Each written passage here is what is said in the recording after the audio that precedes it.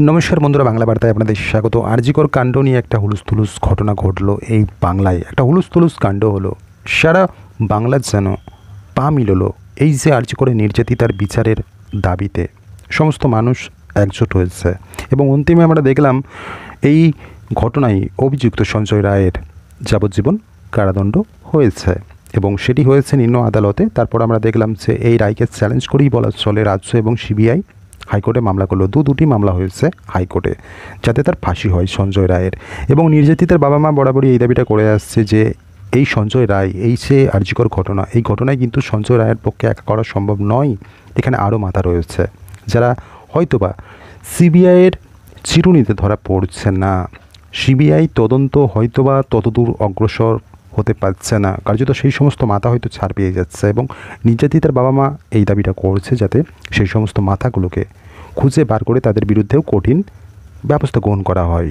আদালতকে তারা এমনই আর্জি জানাচ্ছে। আমরা জানি যে আরজিকরের যে ঘটনা, এই ঘটনার শুরুর দিকে রাজ্য তদন্ত করেছিল রাজ্য পুলিশ, কিন্তু পরবর্তীকালে হাইকোর্টে যখন এই মামলাটি গড়ায়, সেখানে হাইকোর্ট তৎক্ষণাৎ নির্দেশ দেয় যে এই আরজিকর ঘটনার তদন্ত করবে সিবিআই এবং সিবিআই তদন্ত করে আসছে এখনও পর্যন্ত। তারপর আমরা দেখলাম সন্দীপ ঘোষ গ্রেপ্তার হলো এবং সে এই যে আরজিকরে আর্থিক দুর্নীতি, একটা বিপুল পরিমাণে দুর্নীতি, সেই দুর্নীতির সাথে জড়িত রয়েছে এবং একাধিক তথ্য সামনে এসেছে এই সন্দীপ ঘোষকে ঘিরে। এবং পাশাপাশি দেখলাম একটা সময় টালা থানার ওসিও গ্রেপ্তার হলো, কার্যত সে কী করেছে, তথ্য প্রমাণ লোপাট করেছে আরজিকরের এরকম একটা অভিযোগ তুলে তাকে গ্রেপ্তার করে সিবিআই।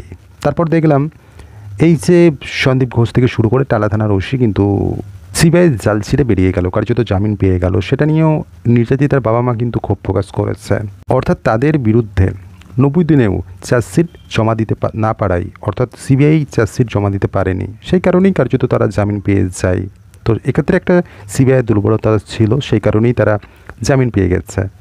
এবং এই মামলা সম্পর্কিত বিষয়ে একজন সিবিআই আধিকারিক কার্যত শোকজ করলো সিবিআইয়ের বিশেষ আদালত। এবং এবার প্রশ্ন হলো কোন বিষয়ে ঠিক এই সিবিআই আধিকারিককে শোকজ করলো সিবিআই বিশেষ আদালত। আমরা দেখেছি আরজিকরের যে আর্থিক দুর্নীতি, একটা বিপুল পরিমাণে আর্থিক দুর্নীতি হয়েছে এবং তার নেপথ্যে রয়েছে সন্দীপ ঘোষ।